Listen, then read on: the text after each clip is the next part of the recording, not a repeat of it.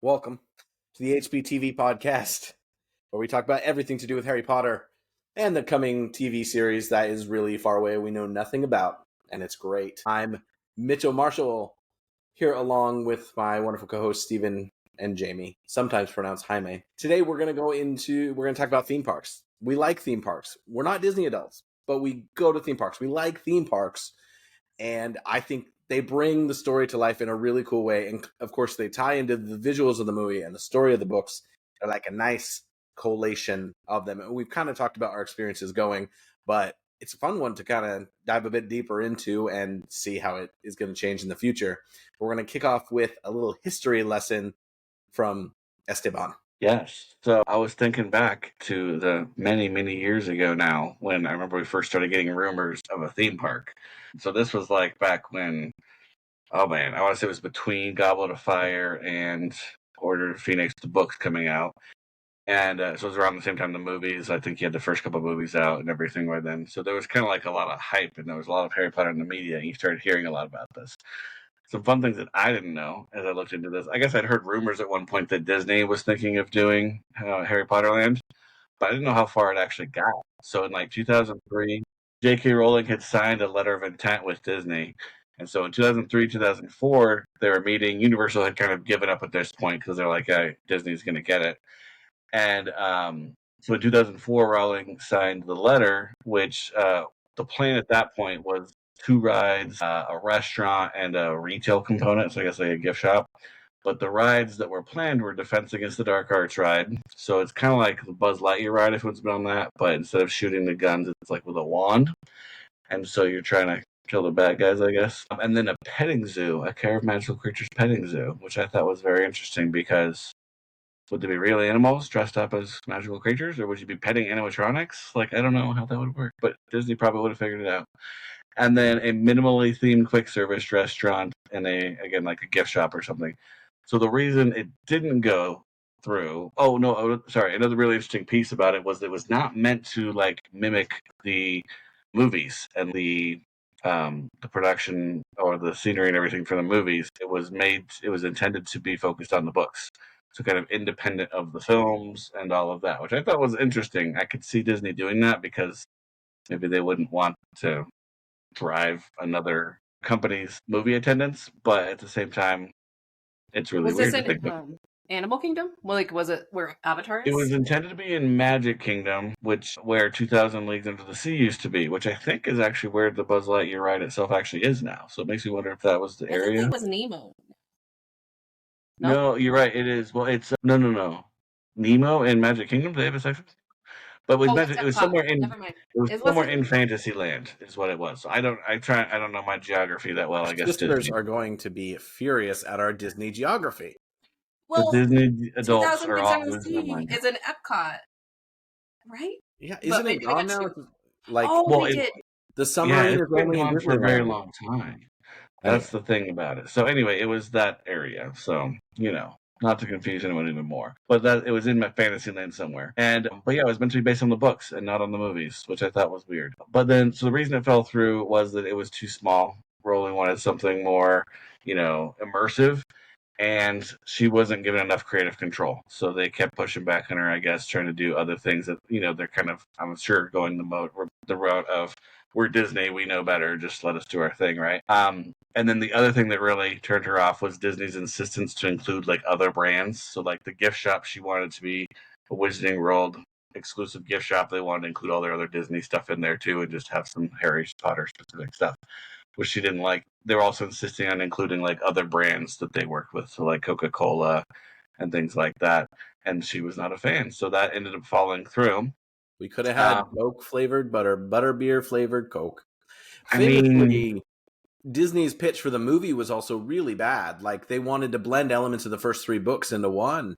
And look, I like a lot of really good things Disney does, and they did well with Avatar, which was kind of the first. They didn't own it for the first few years it was open, and way back into development, they did a good job with it. So like maybe something would have turned out okay. But yeah, their pitch for the movie was not, and this is like nothing's that substantiated. It was not all that appealing. Yeah, I mean, they didn't go that route. I think we have talked about that. We had some debates in the past, but what if Disney had done the movies And I think they would have been a little too kiddie. I think we might have gotten an animated movie, if I'm honest, which I don't know that I would have hated, but I also think I would have hated. So, something to think about. Um, so after that, right, 2007, Universal announced that they had the theme park rights. So it kind of went quiet for a good while.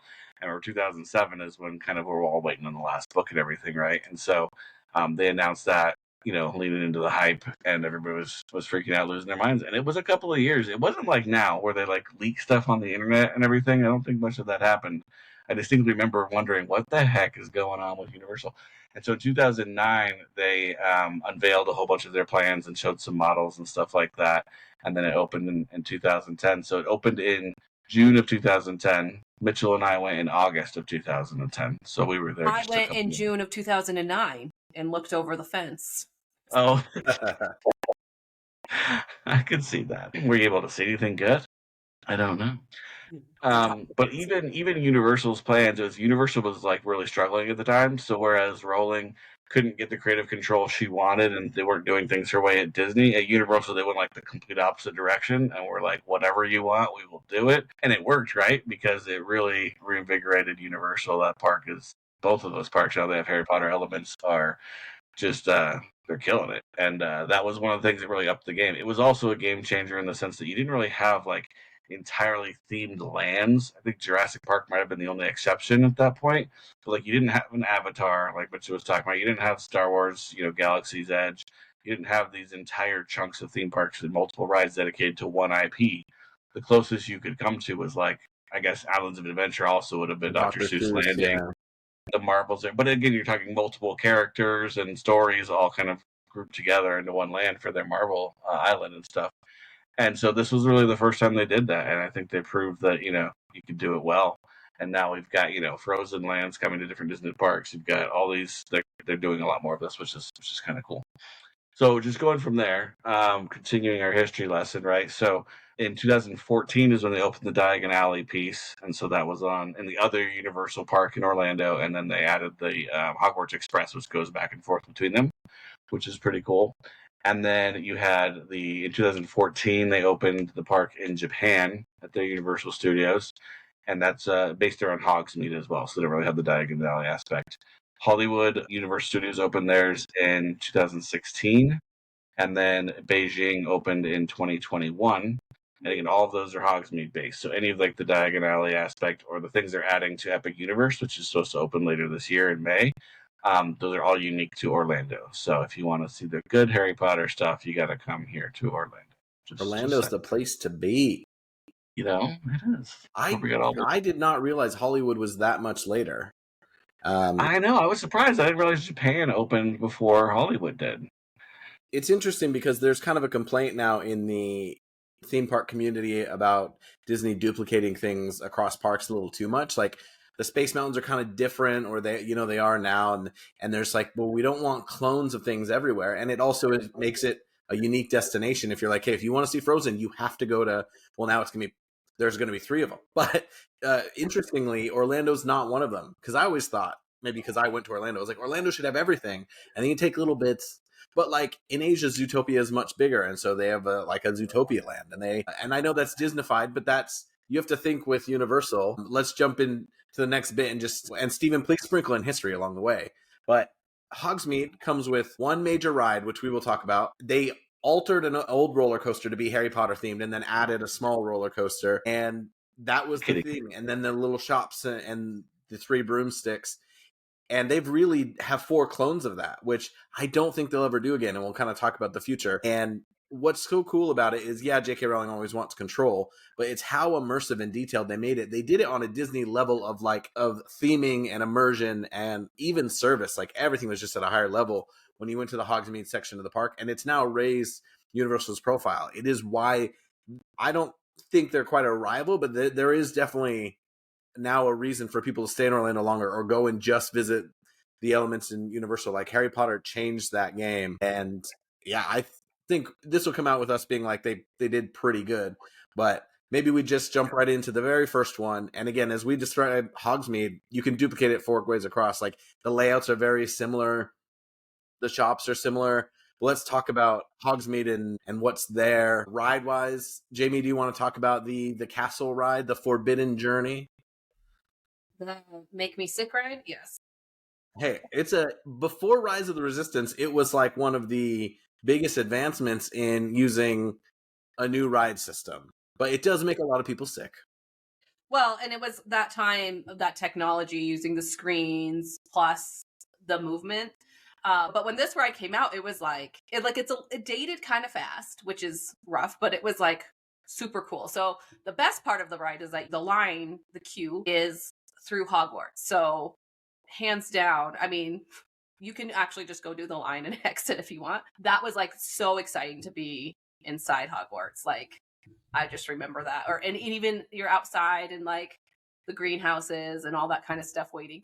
After being in that line for several hours, it gets a little old, but it's pretty cool in the fortress. What I hated is sometimes you'd wait in the outside bit forever, and then you'd move through the castle really fast. So you didn't get to see the pre-show in the Defense Against the Dark Arts room. The moving paintings, remember, this is the first time we got to see the really good textured moving paintings that are clearly screens that they made look like people. And you get to go through the common room and Dumbledore's office where they use another screen to kind of show you a character in a scene and stuff.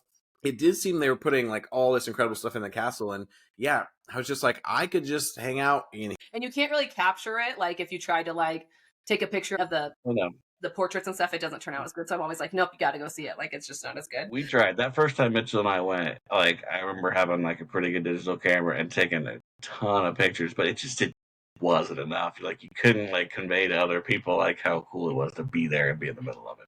But I'll give you that. Yeah, the queue, like even that first time we went, yeah, most of the time we were like back in Jurassic Park in line waiting to get up there.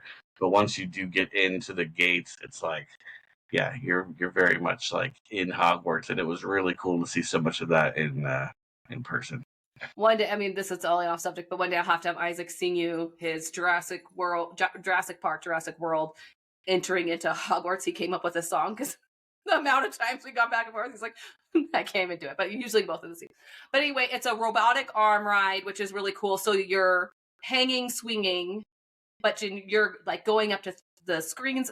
That ride's not 3D, is it? You're not wearing glasses, are you? Or are you? No. You're going to screens that are like those big rounded screens that you get like on the Avatar ride and Soarin' and stuff.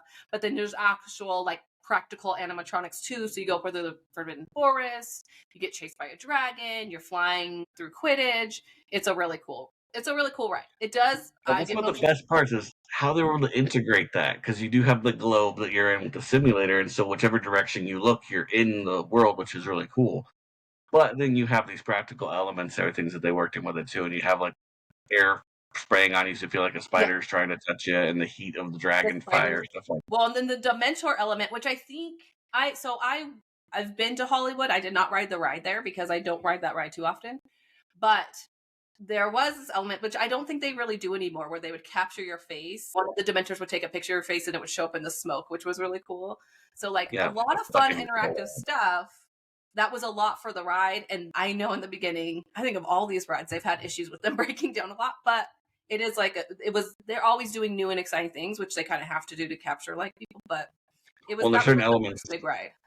Like that Dementor piece that I think it kept breaking down, so they just stopped doing it. So now you just see like a ghostly figure and it's not you anymore.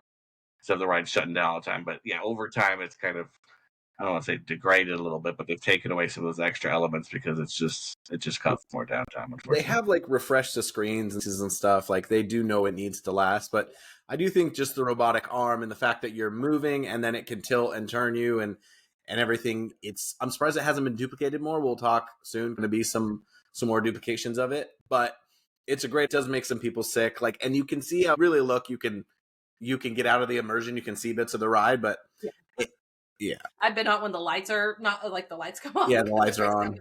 And then also an element of it is they have the actual cast from the movie in the line and on the ride, which is, cool, which they do throughout most of the rides that are. Probably is the last thing the trio, which is kind of crazy to think. So it's the marquee ride. It's in all 4 of the parks, there's even more, I forgot, unique about Orlando, really. So the second ride that's in all of them is a kid's roller coaster. I don't know what's called. Hagrid's. I think it's Flight of the Hippogriff. Fly to the Hippogriff. And it's just a fun kids coaster you get some great views from it. You're in like a basket hippogriff. You want a really good picture of Hogsmeade, you take it right at the top of that ride, right before you go down the first little slide drop.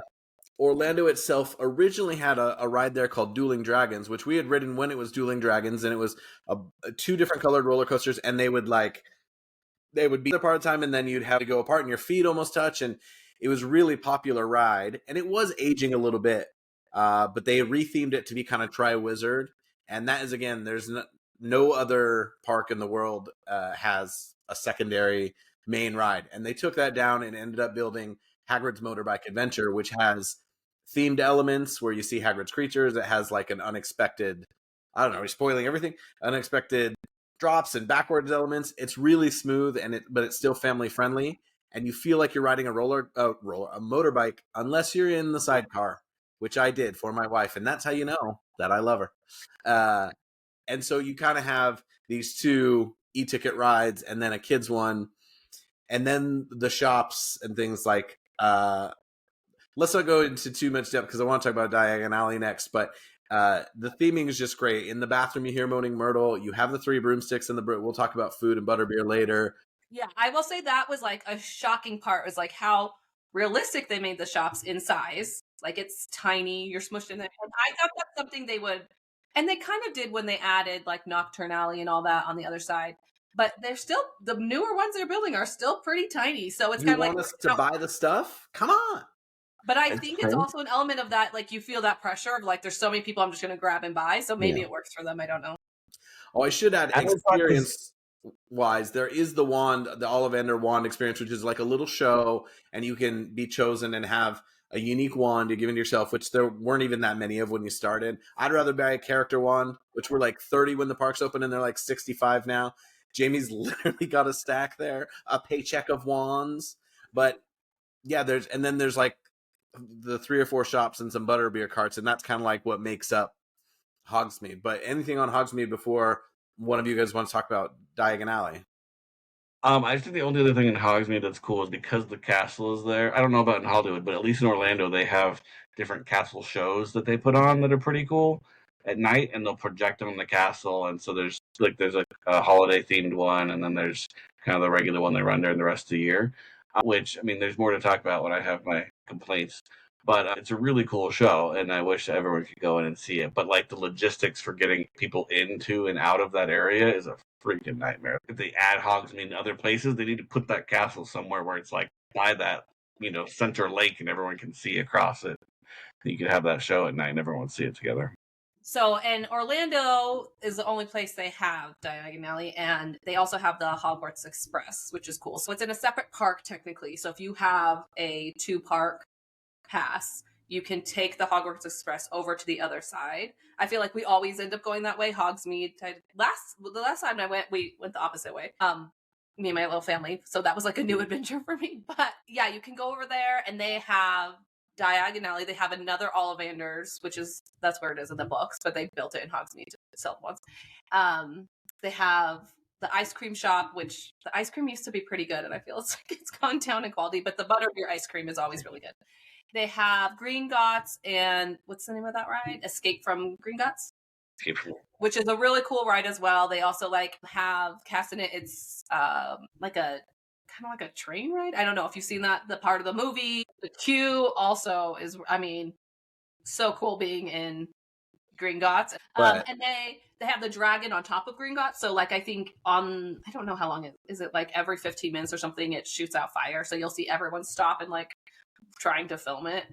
The best thing about Diagon Alley, because it's really hot, which I found in Orlando most of the time, is they have Nocturne Alley. And I'm telling you, they air condition that place better. I'm hanging out in there. Also my vibe. I'm in the shop, but it's a lot cooler. That's my hint to everyone. If you're really hot, go hang out in Nocturne Alley. And Nocturne Alley is actually a little bit hidden, and it's got a really cool little shop in Morgan and Burke's, and it's creepy, it's eerie, but it's even got benches. They knew, they're this is a gift to the people. Yeah, because it's just when you walk into it, it comes out of nowhere. And there's a lot more shops. which I enjoy. There's a lot more options. You can just kind of walk around.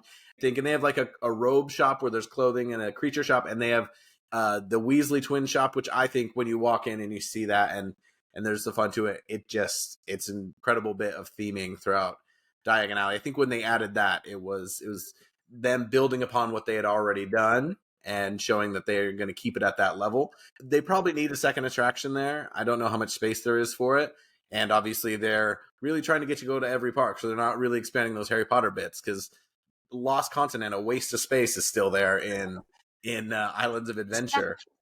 And the other big IP that they've gotten since then is Mario or Nintendo, but they're duplicating that around now. And you can just see that anything Universal does from now on seems to be at this really high level, and they have to maintain it. Obviously, there are elements that Disney does that you can't copy, but most of the engineers are former Imagineers. It's a lot of the same people doing this, but I think they deserve a lot of credit in like really making you feel immersed in these places. They really bargained that this would last and that people would be interested in Harry Potter this long, which could have faded, or controversial things have happened. I mean, this is kind of pre-canceling and stuff like that, but just putting all your eggs in one basket and hoping that like this would last, and it has, and so it's paid off for them. But it has opened up this thing now where it's like, okay, now let's do more immersive worlds and feel more comfortable in that. And I think they'll always do that in things that they can trust. Like Mario obviously has been around for a while, sustained for a while, and we went in Hollywood, and they're going to have one more ride in Orlando that they have in Japan.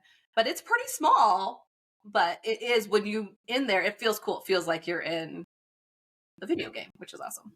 Well, to that point though, like, because I know a few like people who work in the theme park industry here, right? And so people who are like ride engineers and stuff.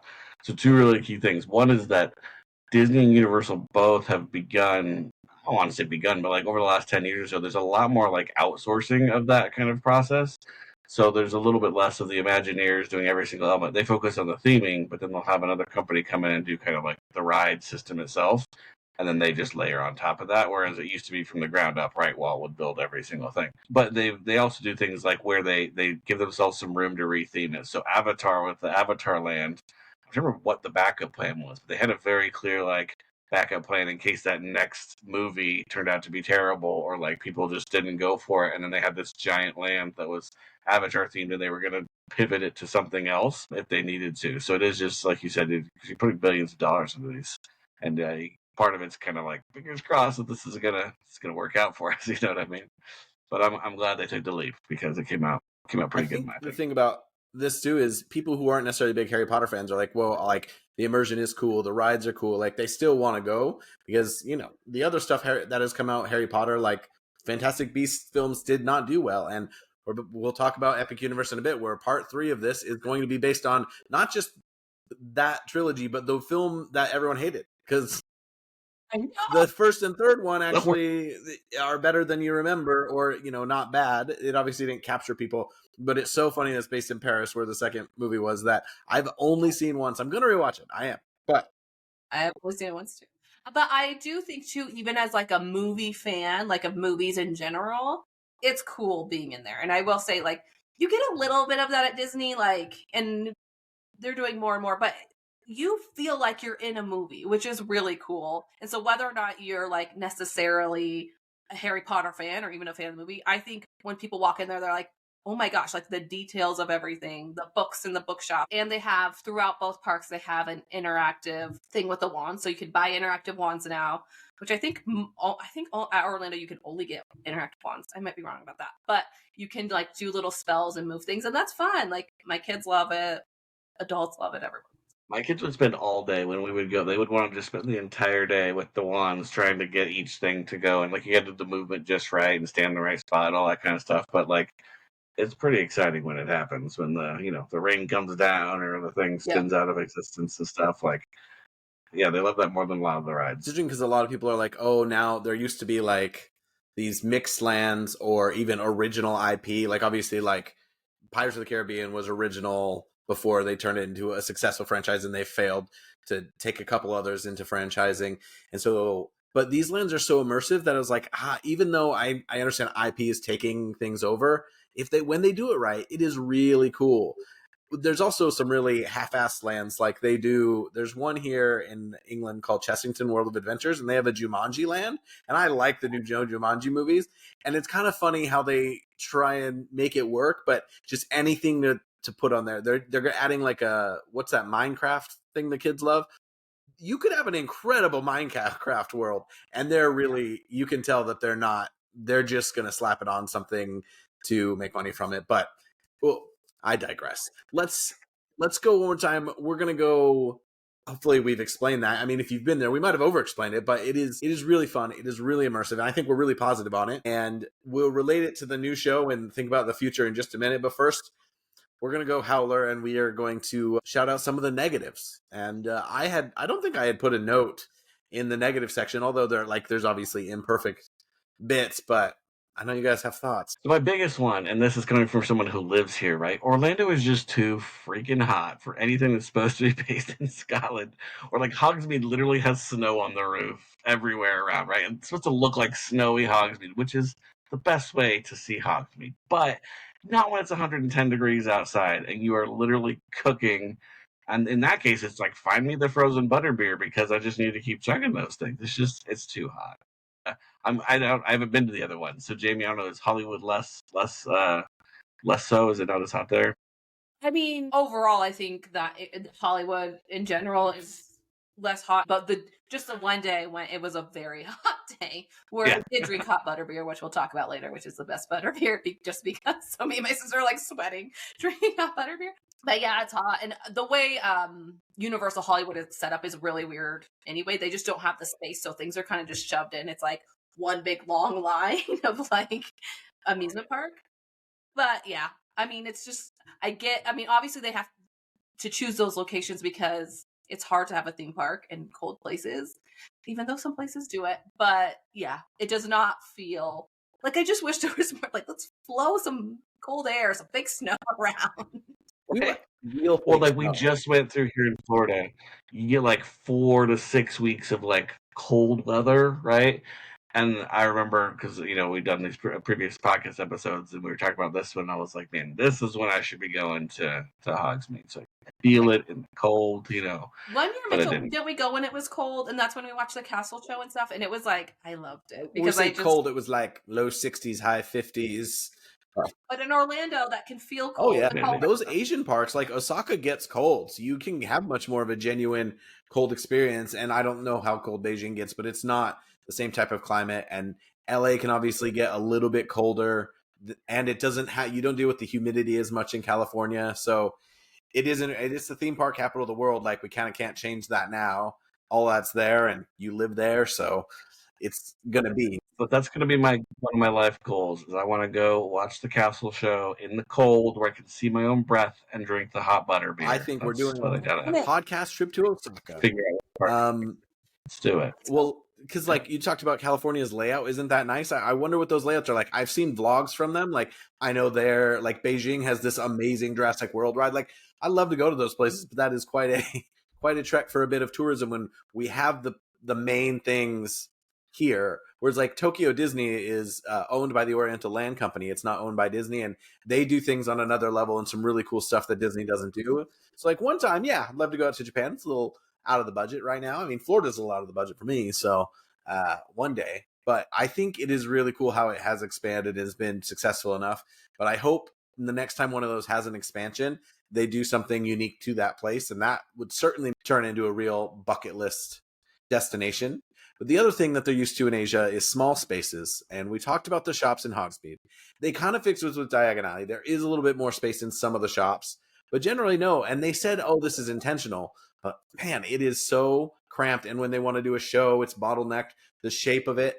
And there really isn't that much space in a lot of these places. They don't have the room to make that big of an area. And that's why I hope with new places, like if that castle was, again, at the back of a lake or where you have these Disney castles, and you'd have to make it a 360-degree thing. But I think that there's just so much opportunity to let people spend time in there and everything. I think those are the main drawbacks. The heat and this. It's obviously so popular that it just gets so crowded. And they didn't keep the mechanics on the castle ride perfect. I think they've come back on it a little bit. Like last time I was there, I felt like they'd finally made some readjustments. Otherwise, you can't really fault. It's definitely the best they've done. They also tried to hire people with accents, and then now you just have a bunch of In the cosplay beginning, making the accents. They give up on that. Yeah. After COVID, it was hard to repopulate the Brit. I can do some You will get some overzealous, they don't call them cast members team there. members. Team members who try to do fake accents, and they're very obvious. But you know what? I'm all for the They're bringing dedication. the Dungeons and Dragons accent, you know? But no, that castle show though, just because it's like at the back of like an alley, and so you can only come in one way, and then once they like lock down the show, like you can't go back out the way you came in. You have to leave through Jurassic Park. But like there's this part where you come up here, and then you're trapped in this area until the show's over, and then you get to go back out and down, and so it's a nightmare to get in there. And then people kind of come through this way, and they don't realize they're going to be forced out into Jurassic Park. So now they had plans to go back to, the other direction to leave or go on a different ride. And it's like, nope, you're going to go all the way around now. Good luck. And so it's not done when it particularly opened, well. and they've now done this with Mario, with Pandora, where you're like, you can't go into that. You have to queue to get into the land.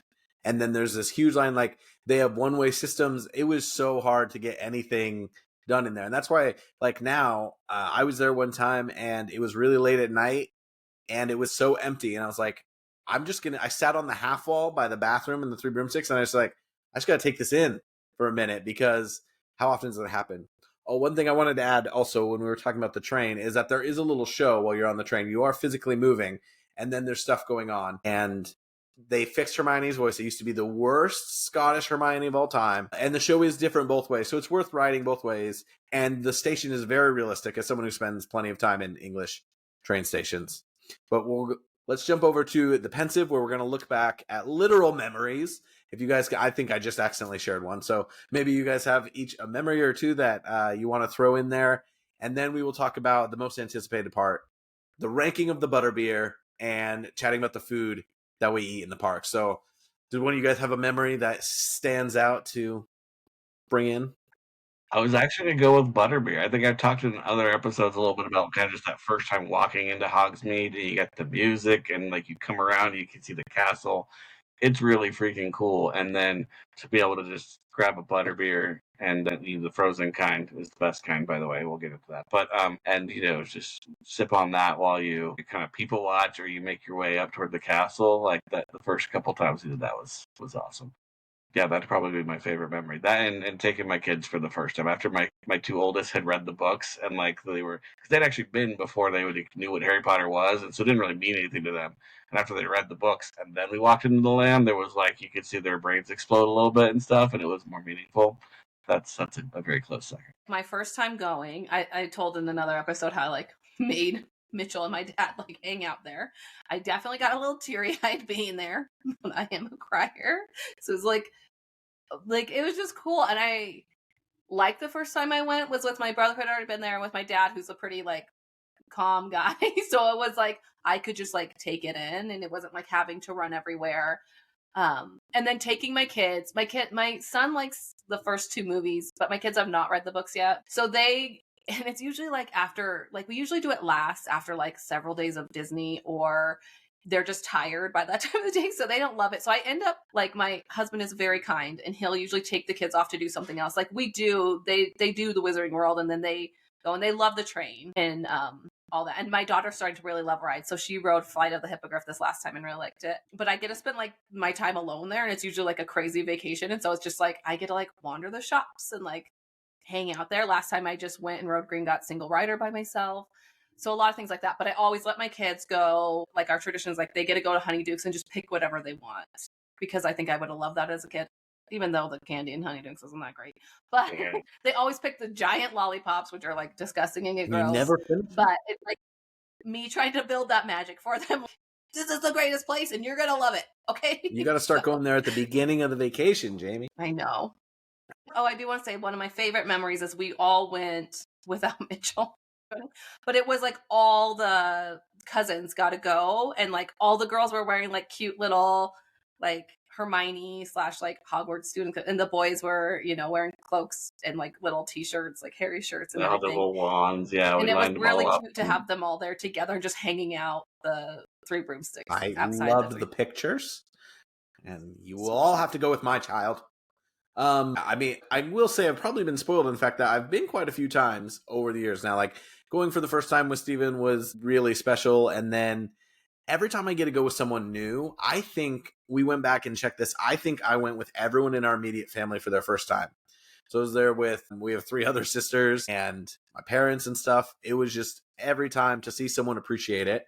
And then I took my wife, who's not a Harry Potter person, and my best friend Timmy C. And when they went into Diagon Alley specifically, and you go through the wall as if there's nothing there, and then they're like, I have a video of them literally looking up, being like, "Holy moly!" And again, like Hannah really enjoyed it, even though she has read the books now for me, and she's seen all the films, but she was just like, you could tell. I remember being like, we're not going to be Disney people. Not that we fully are, but I think once we went to Florida to visit family and we did the theme parks as part of that, she was like, I get it.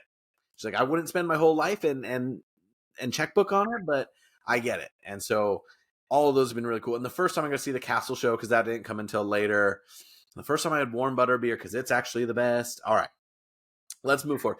Yeah. So wait, no, I think this is important about Mitchell's wife, is that we did actually establish the requirement that she had to read the books before they got married.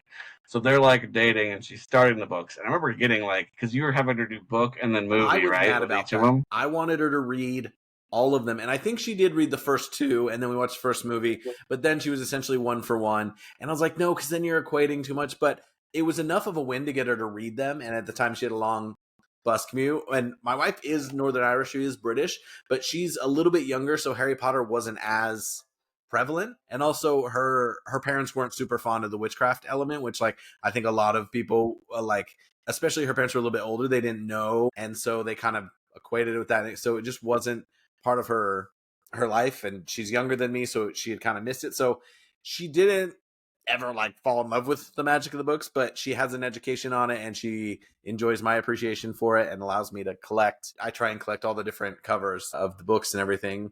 So yeah, there's a fine line, but I'd say the theme park, if anything, are the things she enjoys the most about the obsession. I know she'd started reading the books and watching them, but I lost track. And I remember, I think it was the night before you got married, or maybe it's 2 nights before. I was like, crap, did she ever actually finish Harry Potter? Like, this Do is I serious. need to stand up and object tomorrow? I was like, hold on. So I remember texting Mitchell and being like, wait a second, did she actually finish Harry Potter? Because no, and I really regret that we didn't make her do that. This was your guys' job. You all dropped the ball as my siblings. I her one Christmas watching. You made us watch that poor girl. It was like the first time you brought her to our house, like to our like family home for Christmas, and we sat in the room and watched almost every movie. It's like this poor girl, because she was trying to be so nice and just like, I mean, now I understand her personality better. She was probably like, what are we doing? All of them, did we?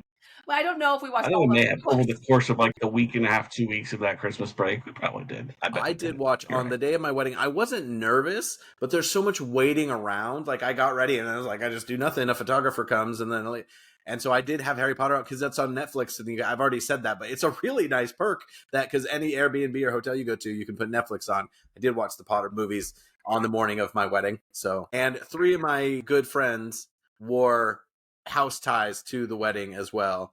Tim and Jason and Grant each wore a different house tie, and they knew I'd love it. And I did get married in front of a castle, so it made sense. Steven, have you read the books in Portuguese?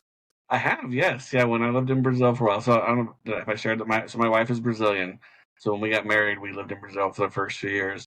Yeah, and I made sure to get my Harry Potter book set in Portuguese. So that's actually... Is it the same covers, or do they have Brazilian...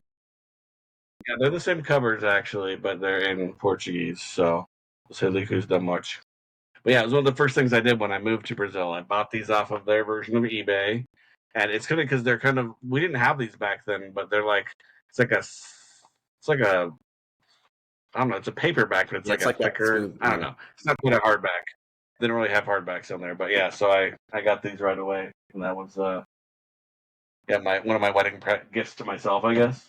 Wedding gift to myself of Harry Potter. Well, I've looked through all the covers online now, and like some languages they have multiple. Obviously, the British and Americans have had many editions, but a lot of languages will just take the U.S. covers and put their language on them. Or there's been 2 newer versions, each from the UK and the US, that now are getting just translated across. But I love some of the art on some of the random ones is so cool, and they're hard to find, but that's kind of what I like. Or like when I go on a business trip somewhere, like I have an Italian and a Hungarian cover that are really unique, but I realize I would need an actual room size shelf to fit all the covers. But buying one sporadically here and there is quite fun. Sometimes it's hard to choose, and then, pay for them and have space for them. It's funny to see too, because obviously before we had the movies and stuff, what we did imagine was a little based off those illustrations. Like, I mean, I knew I had seen the UK's version when I was younger, but I just didn't realize that almost every country has a different version. And I'm like, that's so funny because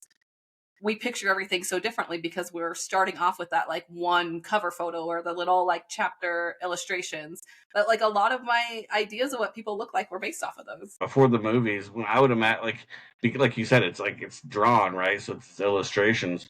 And I have this I don't even know how to describe it. It was a very interesting, like, real world animated like hybrid in my brain of how the characters looked and what the castle was like, almost like a video game, where it's like hyper realistic, but it's also a little too smooth, like a Mario castle or something. Maybe like that was kind of how I imagined like the castle and the inside and like just those kinds of things. And then when the movies came out, it was almost like a little too gritty for me. It was like a little too real, a little too dirty. I was like, hang on a second.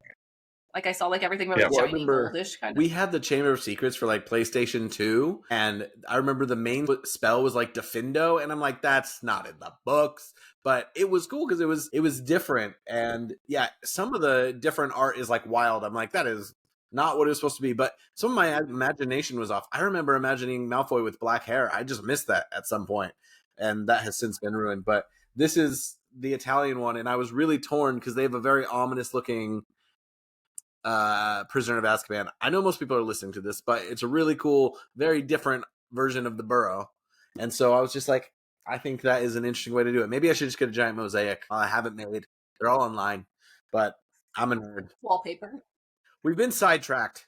We're talking about theme parks. All right, the official ranking of butterbeer. So when it came out initially, there was a soda, which had a butterscotch like foam cream on top. And then there was a frozen version, like a slushy, a Slurpee, whatever you want to call it. And I like the frozen more than the regular, but I like the regular. And I remember they told you when it first came out, don't drink it with a straw because it changes the experience. And then they added warm butterbeer, which is how it's described in the books. And it is the best. And I would just like to have it in the real cold. It's hard to reproduce. And in fact, they sell a bottled butterbeer that is not good, in my opinion. And that is kind of what they have at the studio tour here. And so I will say the theme parks are the best place to get any version of the butterbeer, but it does go hot, frozen, cold. They're all delicious. The ice cream is good. It can be a little weak, but generally, I'm very pro things butterbeer. So you guys can debate that and talk about the food. I just had to get that out there. Whatever like combination or recipe they came up with was good. Like for the ice cream and the different versions. Because other like recreations outside of the parks just it doesn't work. Well, like that's the regular soda. The cold foam's always like the best part for me, which I still think Starbucks stole that. I think that's where they got the idea to start putting that on all the drinks. Like not the same flavor, but you know what I'm talking about. But the frozen was always the way to go. But it's like so sweet. It always makes me a little sick if I drink too much of it. So now I like share it. But the first time I had the hot was that one time, Mitchell. I don't even remember what year it was. And they used to only do it during the holidays or during the colder season, but now I think you can get it as long as you go into the bar. The Hogshead. You can get the hot butterbeer. It is by far the best. It's like so good. I love it. It's good. It's just too hot outside to be drinking hot stuff. Like it's so good. I need to take that home with me and just dump a bunch of ice in it, maybe, and then drink it. Maybe that's. If you left right now, Steven, how quickly could you be drinking a butterbeer? 45 I'm very minutes. jealous. Yeah. Not that I ever do that, but I would love to. The food is pretty, I mean, and I don't know, it's been a while. I mean, I did just go and I had the like fish and chips, which is all right. Like it's pretty good. It's not going to be as good as like London or, I actually like it better than the Magic Kingdom's fish and chips. But they're like platter that we used to get a lot because we'd go with a big group of people and it was like roasted chicken and potatoes and carousel. That's actually pretty good. And I always tell people, like, if you're going with a bunch of people and you're trying to save money, it's a pretty good deal still do compared to like, yeah, It feeds. They say it feeds 4. That thing, I think we've made that thing feed 10 people before. Like you take all the veggies and stuff into account, you eat everything on. Like it's a crap. And it's good. Like it feels. I mean, I'm sure it's like super simple to make and everything. It's like roasted chicken, but it's pretty good quality for being like in an amusement park all day. That you're like chowing down on vegetables to feel immersed in Harry Potter world. But well, one thing too is there. Like, yeah, it's good. Well, I mean, and no, not to dig too much on like British food or whatever, but like maybe it's just because it's stuff that we're used to. But it's not like particularly special, or anything. Like there's not a lot of fancy or exotic things about it. So it's like good, solid food, but it's to Americanize. You get they some just of the add sweets. salt. They just add. Well, like I always say, well, like some of the sweets are a little more exotic and more Wizarding World themed, but like the food they eat is just food, and people are always like, "Yeah, England has terrible food. It's a bad food culture." I'm like, "Yeah, you're right." But I was like, once you come here now, they've obviously elevated it. They've changed it. They've like adjusted it. And fish and chips, genuinely good. But like here, if you want to get a good pie or like a savory pie, which is everywhere outside of America, I just feel like savory pies are more prevalent and better. I have had a couple bad things there. Like I kind of stick to the fish and chips or the simple stuff because like I think I had like a meh shepherd's pie and then more of like a potato and leek pie. And so I would stick to the basics, but just the fact that like the roast potatoes and chicken are pretty dang decent on their own. It is expensive, but that's all theme park food. I would also say Three Broomsticks over Leaky Cauldron, but in general, it's fun to be in there. The actual atmosphere is really cool. They don't allow non-Potter beverages, so you kind of have to get butterbeer, water. Sometimes they have like pumpkin juice, which pumpkin juice to me is meh. Also, the chocolate frogs are terrible. Buy them as collectors, not for the chocolate. Yeah, most of the sweets are not good. They're crap. They're all about the packaging. Because remember, Birdie Bots. Packaging is. They had Birdie Bots flavored beans before the movies even came out, or like right as the movies were coming out, and like that was like a fun idea. And I just don't think they're that good. Yeah. Yeah. I have my every flavor beans tin somewhere too. I don't know where it went, but yeah, those are. It's almost like I bought this because the lemon drops that came in here were terrible, but this thing was cool enough that I was like, I'm going to get one of those. There you go. There you go. We bought the collectible butterbeer mugs, and so it's like you almost get it for the packaging more than. I just for the first time this last time got a collectible. They mug. need to. I had never. One time we went. I think you might have been there, Mitchell, or I don't know if Jamie was or not, but I specifically had everyone. I paid the extra for everyone who got a butterbeer to get like the actual mug because for a good 2 years at our house, those were the cups. That was the cups we all had. Like everyone who came used a butterbeer mug for their cup. I do have like a small glass that's like a whiskey glass that I use all the time. Like that's just my cup. It's starting to wear and stuff, so I need to buy another one. But it's hard to like transfer that. They need to make like a cool one. People would pay for it. Like in Oga's Cantina in Galaxy's Edge, they have this incredible mug that I think we paid $40 for the drink, and it came with like the really cool mug. We have that one too. The one like that's we have like one tall. with the Ewoks on it, and yeah, it's very tall. Well, I was like, we have that too. I think they do have one or two, but I think they're for actual like alcoholic beverages because you can get like fire whiskey and stuff in there as well. And I'm like, just do the simple stuff. People will buy it. I will say most of the merch in the park, it's gotten way better. When it first came out, I thought so much of the merch was really pedestrian. It did not make me want to be like, oh, I've got to get the official one from the park. But the mug was fun. I used it to death. Yeah, I like some of the clothes and stuff now, but I mean, of course, it's like $75 for a t-shirt, and you're like, okay, do I really need that? The wands I do every time I go to like the theme parks, and then when I also went to the studio tour, I always buy a wand to like mark me going. And this last time I went, I was like, I'm not going to do it. And then I ended up getting McGonagall's wand because Maggie Smith had just passed away. So I don't know if I will in that tradition. I might keep just adding on. But I have a lot of wands for every time I've gone.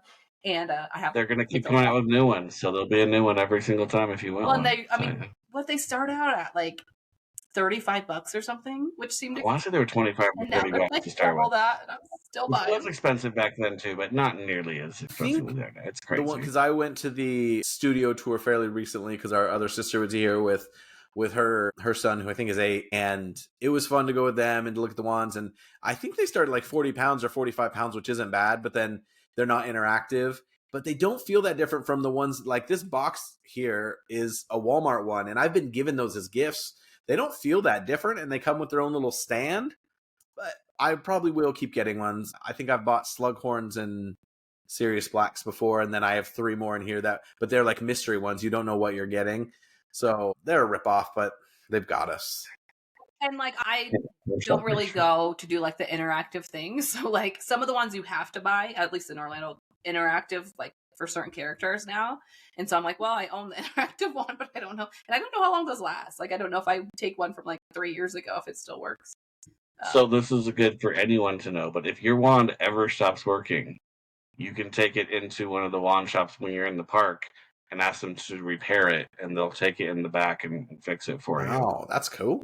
I don't know if this is ruining the magic, but I don't think they actually fix it. I think they just replace it and give you a brand new one. But I don't know. All right, let's go to the Marauders map. So we're going to look forward to what's next and how it might tie in to the new show or not. Hopefully there's some expansions planned, but we know that they're not going to announce anything because they've got one coming out May 22nd. Epic Universe opens, which is going to have the first Mario Land in Orlando. It's got a Donkey Kong section, which is just opened in Japan last month.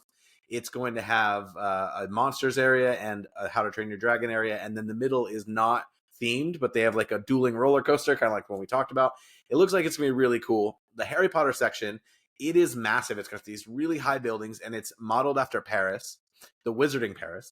And there's going to be a show where you go into this big tent and you watch a show, and there's like a Quidditch sports bar, a couple shops, but the main attraction, which they haven't released anything except for some little concept art about, which it's supposed to be an all practical, maybe more extreme version of what's in Hogwarts. And it's called the Battle at the Ministry. And you're going to go through the French ministry and back in time, by the way, this is in the 20s, into the British ministry. And they've built the full size British ministry, which is kind of at the studio tour too. And that's supposed to be this epic ride. The show building for it is massive because you can see these flyovers, and they've actually, like where the actual ride takes place looks insanely big. It doesn't connect to the other two parks. It can't really. It's in a whole different part of Orlando. It's like a 15-minute drive away. But yeah, so it's called Epic Universe. It'll be called Wizarding World of Harry Potter Ministry of Magic. And it's mostly Paris, with that main ride and show are the two attractions. So they planned that a long time ago, a lot before they knew that those movies were going to struggle. But I think it looks like they're going to make it just as immersive and magical. And so I don't think it's going to matter too much that it's not connected to a film that did well. But we know we're getting that. So before they get rid of Last Continent in Islands of Adventure, where there's tons of room to expand because they got rid of like the Sinbad show and stuff, and before they possibly expand another ride in Diagon Alley, like we kind of know what's coming next, and it looks really cool. Maybe they'll find a way on the show to do like a creative flashback or something to tie the French Ministry of the Magic into Harry Potter instead of just into Fantastic Beasts. I don't know. Like a choice too that they did that, in that that's not going anywhere. I mean, there was a time where they knew how badly the movie did, and they still stuck with it for making that. Like, I mean, we didn't know it, but when they introduced it, I do think though there's nothing else going to be done with that. Like the Fantastic Beasts movies are not based off of books, so I don't think. I mean, and it gives me hope. Maybe they'll keep Jude Law on as Dumbledore for the show and connect it all. Come on, baby, give it to me. But I think it's going to look really cool. And like Mitchell said, at the studio tour, the Ministry of Magic walls and stuff like that are the sets from the movie. Look so cool. So I think that's going to be pretty awesome to like see and be part of. But it's also going to be like, so you can do the Hogwarts Express from the other two parks to each other. But this is going to be a little further away. And of course, now it's going to be, if you want to do all three of those, you're going to have to buy a pass for each park. So they're definitely baking off of us. We're going to the way that the new one is opening is that essentially right now the only way to get an Epic Universe ticket is to buy a 3-day park pass, where it's one park per day. Normally you get a park to park pass, or like what Disney would call a park hopper, where you can go to multiple, and you don't have to have a hotel stay, but it makes it easier. And one of the days can be Epic Universe. Like, so if you as an annual pass holder, I'm sure they'll do some pass holder previews and some team member previews probably in the next month, or after the next month, I should say. It's kind of impossible to just get a ticket to Epic Universe right now, so it'll be interesting. But I think they'll leave that alone. They'll expand the other two. I think they made a slight misstep in not making the castle a bit bigger, more epic, more of a centerpiece. But I don't think they knew how successful it was going to be, which is crazy because they were banking on it. I just think it should be, I don't know, it should be a hotel, it should be a centerpiece, there should be a lake. Yeah, but also we should say these are all the same production design to some degree as the old movies. The old movies, I act like they're that far gone now. Ancient. Yeah, I think they should expand those other two bits at some point in the near future. They need to keep pushing, and it pushes Disney and makes Disney feel like they need to keep adding more cool stuff and building a little bit faster. So right now we have the trifecta, but we need some more rides. Go on. Well, and I do think, like, if they were going to do another, like, area, right? If you've got Hogsmeade and Hogwarts, and then you have Diagon Alley, like, what's another, like, area in the world that's been explored that you can, like, show, right? That's not attached to one of those two geographies? Because you've already got kind of, like, London, right? And so, yeah, there's not really a lot of options there. But I also do think, like Jamie said, without it being in the books and without more fantastic, like, I don't know how they would expand it in the future, you know what I mean? There's no more story to add. Like, the story is already kind of made up. It's about something that happened after the last book. You know, it's not in a movie anywhere. It's a, from what they say anyway, it's about them trying to, Umbridge is being tried for her crimes that she committed over the course of the last few books, which isn't anywhere. And so it's kind of like, so how do they then add on to that? I mean, maybe they find a really cool creative. They can take yeah. freaking, what's next to, what's that? Atlantis? Whatever. Yeah, it's just sitting there. Well, no, but I mean, to expand on the Ministry area that's in Epic Universe, right? There's nothing really to add to that, in my opinion. But next to, Hogsmeade and Hogwarts, there's space to expand. Next to Diagon Alley, there's story, there's IP, there's a lot of things that they can do in there. You think about Harry Potter as a world is not that crazy expansive when it comes to these locations and things that could turn into rides, although I think there are more good ideas. Like you had the whole Forbidden Forest, which Hagrid's kind of already touches on, but I think there's obviously more they can do. But they could take us to New York, but again, that's really going back to Fantastic Beasts, which isn't going to get that much. But yeah, the first Fantastic Beasts movie is okay. I think it's clear that it was not an adaptation, which I think is good. Like she wrote it. The second movie has all these stupid twists, and it feels like an adaptation, badly adapted. Yes. And then the third movie, I went and saw that movie with our mom just because I was going to go by myself, and I think our mom was like, "You loser!" So she went with me, and she gets so confused at the end. She just looks up. She's like, "What happened in the book?" And I was like, "There is no book, Mom." Why they're lost? They're just out there they threw out so many things just to like, set up like future movies. I think Fantastic Beasts, it wasn't 100% that they were going to have another movie, so it was supposed to be a 5. They announced it as a 5-movie series, and then 2 did so bad that I was worried they were going to abandon it. But 3 is actually they kind of bring it back together. It kind of works. They did. I think they could have moved on. And it's cool because they take you to you go to New York in the first one, Paris in the second one, and then the third one goes to like 5 countries. I think it was an interesting way, and I think going to magical schools in other countries is like a lovely idea. But if JK is not going to write more of those types of things, I don't know how much we can really trust the interpretation and what is ever going to come out of a story at those schools. But clearly the school element is really key to this magical world. I don't know. People want like an Auror series or maybe Founders. I'm like, I kind of get it, but I think that this is a children's school, not children's story, obviously advances, but it's kind of like the school is quite central to it all. So the next thing is Universal's been really blunt that they want to build a park here in Great Britain. It's kind of halfway between London and Birmingham, which is the second biggest metro area. And it's kind of forgotten in the middle of England, even though it's actually massive. So it's between there and I believe it's called Bedford. And they have a huge plot of land. They haven't released any information because here bureaucracy gets in the way of everything. So it's actually fascinating that the government's been so supportive. And I think it's because they know it'll take 40 years. It'll get caught up in planning and they'll dig and they'll actually run into like a skull or something and be like, we got to stop. It's not Rome, but it's close. Anyway, it's constant. But my hope is here. I don't need Harry Potter to be the centerpiece of a full park, but I think the castle needs to be a much bigger deal. I think they need to have a lake. I want like intertwining Quidditch roller coasters of multiple types of coasters. I think doing a dark ride kind of akin to like Dinosaur or Spider-Man, but through the forest in the Fort Anglia, like there's rowboats on the lake. There's just so many good ideas if they give it the space. I also want a Lord of the Rings land I've got 20 ideas for it too, but we'll see. But have you ever done the ET ride at Universal? I haven't. Where you're on the bikes. It's really dated, but you're on the bikes and you're like going through like ET's planet. I think that'd be so cool on brooms, like you're sitting on brooms and you're going, like you're legit on a bike. Like, I mean, they're all connected, but I'm like, they could do that with brooms and like feet harness or something. Put a cushion there. Well, I think if there's one place to really go big on the Harry Potter rehab, it's in England, right? That's where it's all based. Which is so again, have the lake with the boats, have the different, all the different, have a gigantic castle, have your Cinderella's castle, but make it, Hogwarts. and make that the centerpiece of Well, just the everything. Like people that that's go to weird. visit just to go see the studio tour is pretty crazy. So And I'm it's- sure it does a The lot. studio tour is expensive. It is almost as much as you'd pay to get into a theme park. As part of the plans, they've already have train stations and new motorways like that are going to go up to this part. So they're going to do everything they can to be like, hey, if you're on holiday in London, like this should be part of your plans.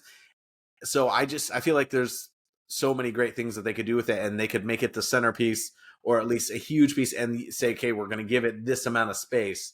Because if they threw another Hogsmeade in there, the exact same thing that's in one of the others, I'd lose my mind. Like, what a huge missed opportunity.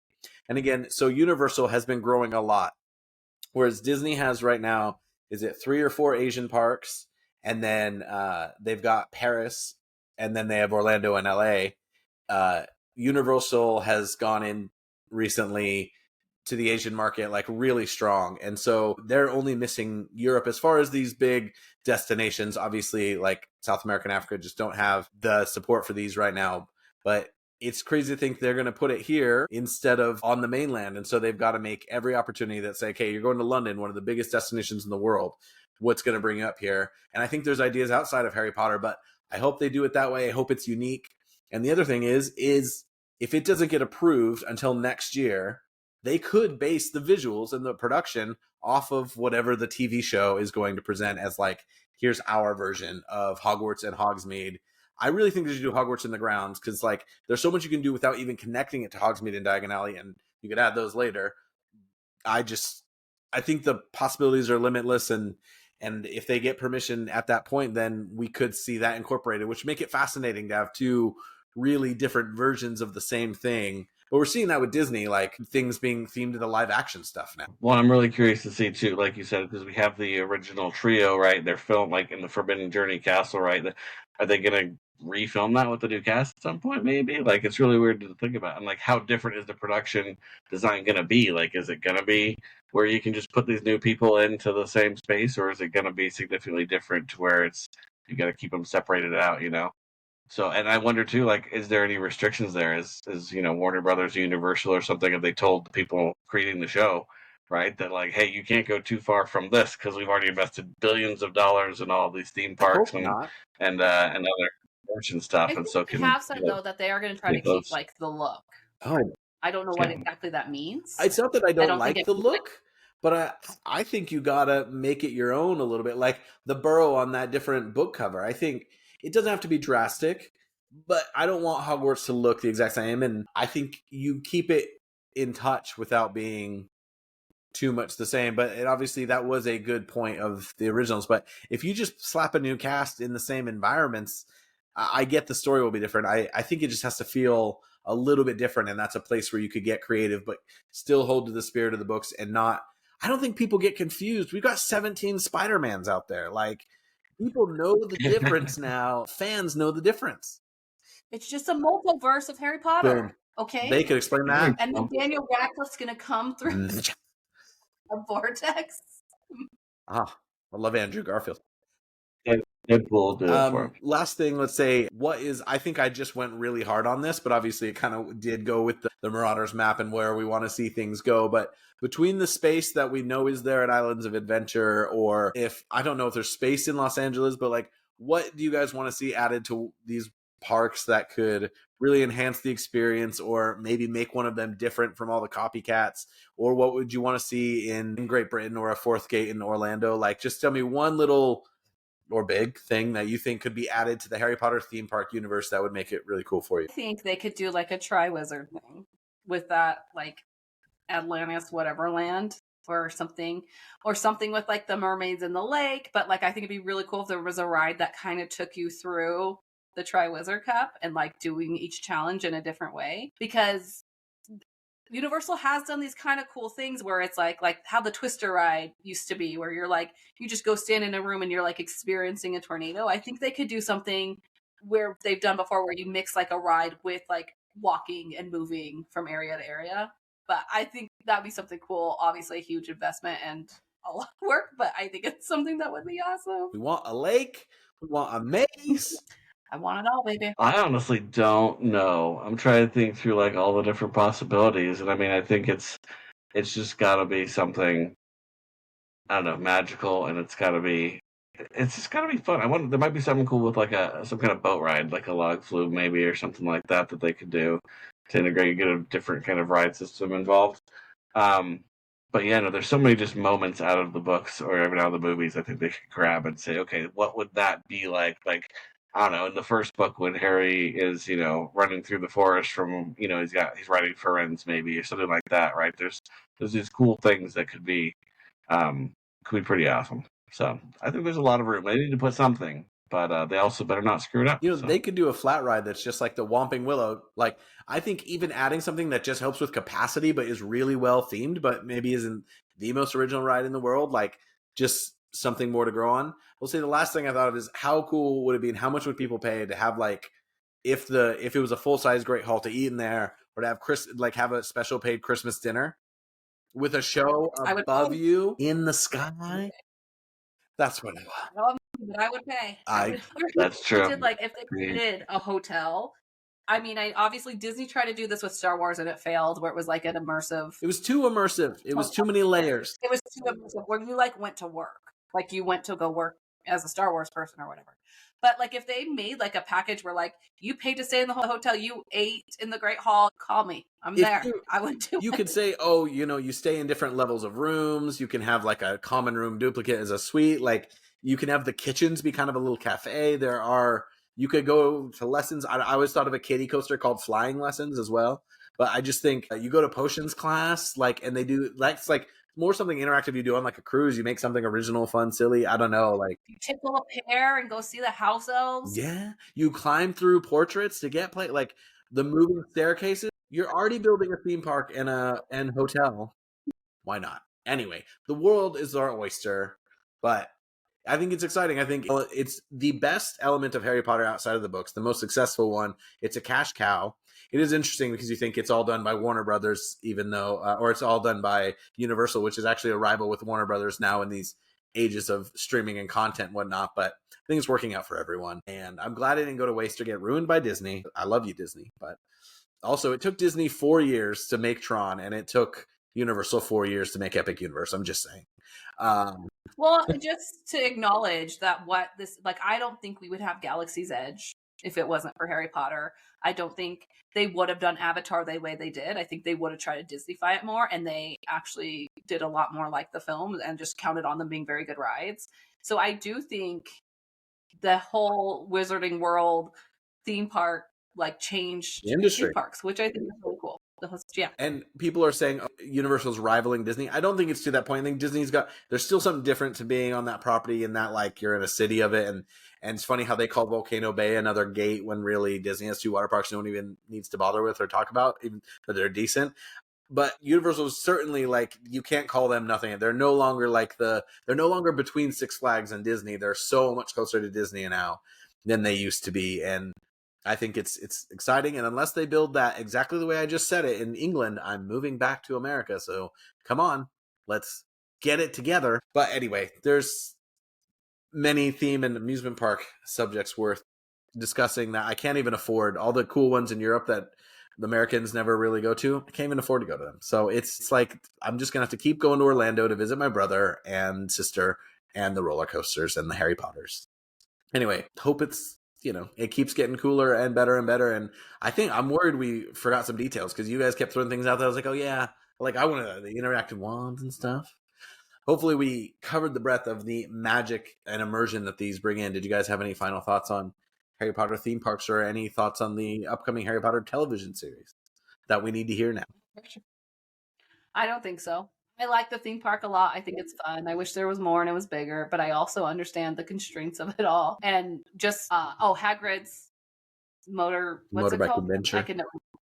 I can never remember the name of these things. Is my top ride right now of all time. It's a really good ride. So if you do go down, it's a great ride. I love that. But yeah, Hagrid's is literally up there with Rise of the Resistance and Velocicoaster, which is pure roller coaster. It's themed wise and thrill wise, and yet kids can still go on it. It is pretty incredible piece. If you like coasters, it's a great coaster, and it goes really fast. And it's smooth, and it's not too frightening. It's the best of everything. Yeah, that's my last note. It's a really good ride. It is. All right. Well, from the past to the future, we've really covered the theme parks of Harry Potter. But, you know, there's a limitless world that we get to discuss as we await more pot in the Potter world. Next time we're doing Chambers of Secret, unless something big comes up about the show. Yeah. Hopefully we get some show news, but if we don't, we're going to be looking. We have some fun ideas to do with some casting and everything. Otherwise, next up, Chamber of Secrets watch through, where if you love or hate the story, the movie, you're going to agree with somebody. See you next time on HPTV. I'm Mitchell for my co-hosts Stephen and Jamie. We'll see you next time. Bye.